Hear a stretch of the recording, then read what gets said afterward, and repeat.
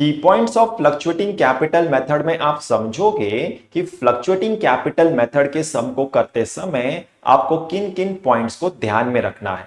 तो स्टार्ट करते हैं और समझते हैं कि यहां पर क्या लिखा है। तो यहां पर लिखा है, under this method the partners current accounts is not open to record partners dealings with partnership firm, only partners capital accounts is open।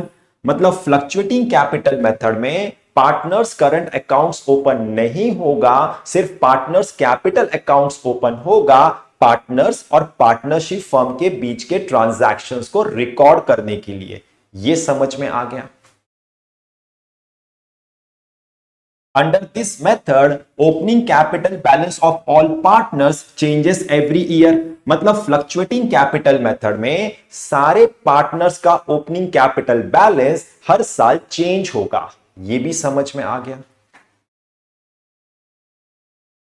This accounts will be credited when capital account of any partner is initially opened or capital balance of any partner is increases and debited when capital balance of any partner is decreases or capital account of any partner is finally closed।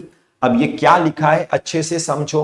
Partners का capital accounts credit होगा जब किसी partner का capital account initially open या किसी partner का capital balance increase होगा। ये समझ में आ गया। और पार्टनर्स का कैपिटल अकाउंट्स डेबिट होगा जब किसी पार्टनर का कैपिटल बैलेंस डिक्रीज या किसी पार्टनर का कैपिटल अकाउंट फाइनली क्लोज होगा।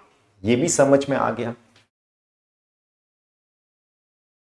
Under this method, the capital account of any partner may show either debit balance, credit balance और nil balance। मतलब फ्लक्चुएटिंग कैपिटल मेथड में किसी भी पार्टनर का कैपिटल अकाउंट डेबिट बैलेंस भी show कर सकता है, क्रेडिट बैलेंस भी शो कर सकता है और नील बैलेंस भी शो कर सकता है। जब किसी पार्टनर का उसके डेबिट साइड का टोटल उसके क्रेडिट साइड के टोटल से ग्रेटर होता है तो इन दोनों के डिफरेंस को डेबिट बैलेंस कहा जाता है। जब किसी पार्टनर का उसके क्रेडिट साइड का टोटल उसके डेबिट साइड के टोटल से ग्रेटर होता है तो इन दोनों के डिफरेंस को क्रेडिट बैलेंस कहा जाता है। और जब किसी पार्टनर का उसके डेबिट साइड का टोटल उसके क्रेडिट साइड के टोटल से इक्वल होता है तो इन दोनों के डिफरेंस को नील बैलेंस कहा जाता है।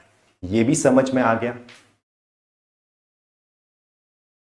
Debit balance are transferred to asset side, credit balance are transferred to liability side and nil balance do not show in the balance sheet. अगर किसी पार्टनर का डेबिट बैलेंस शो करता है तो उसे बैलेंस शीट के एसेट साइड में transfer करना है। अगर किसी पार्टनर का क्रेडिट बैलेंस शो करता है तो उसे बैलेंस शीट के लायबिलिटीज साइड में ट्रांसफर करना है। और अगर किसी पार्टनर का नील बैलेंस शो करता है तो उसे बैलेंस शीट में शो नहीं करना है। यह भी समझ में आ गया। If the date of drawings is not given, then charge interest on drawings for average period of 6 months। अब ये क्या लिखा है अच्छे से समझो। अगर आपको सम में ड्राइंग्स का अमाउंट और rate of interest on drawings given है लेकिन डेट ऑफ ड्राइंग्स गिवन नहीं है तो ऐसे केस में आपको हमेशा 6 मंथ्स का इंटरेस्ट ऑन ड्राइंग्स चार्ज करना है और एक नोट लिखना है, the date of drawings is not given and therefore interest on drawings is charged for average period of 6 months. ये भी समझ में आ गया।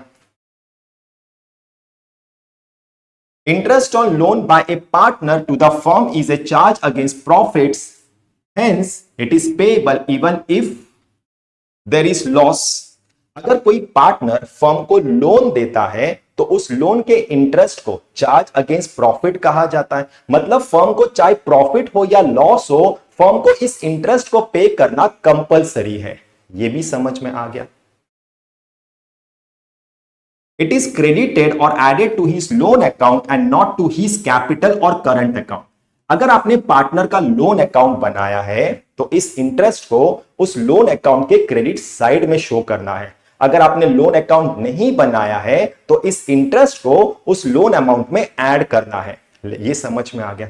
लेकिन इस इंटरेस्ट को उस पार्टनर के कैपिटल या करंट अकाउंट के क्रेडिट साइड में या उस पार्टनर के कैपिटल या करंट अकाउंट में कभी ऐड नहीं करना है। ये भी समझ में आ गया। तो यहां पर आपको अच्छे से समझ में आ गया होगा कि फ्लक्चुएटिंग कैपिटल मेथड के सम को करते समय आपको किन किन पॉइंट्स को ध्यान में रखना है।